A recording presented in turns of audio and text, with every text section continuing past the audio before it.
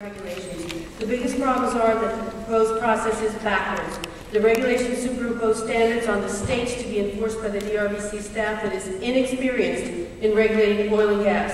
The states should control with the DRBC authorized to make suggestions prior to state permitting of wells.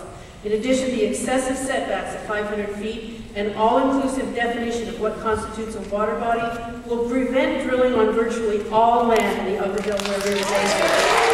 States' rights, as well as property owners' rights, are not being protected. The DRBC cannot be allowed to develop into an unaccountable superagency that renders states useless. Tremendous discretionary power is given to DRBC executive director and staff, and there's enormous potential for abuse of discretion, and this lack of certainty will eliminate long-term investment in our region. DRBC is overstepping the limitations of the compact by getting involved in land use issues, and it's completely ignoring its responsibility for economic development of the basin, which goes unmentioned in these regulations. There's no time limits on the DRBC to act, ensuring death by delay for all significant projects.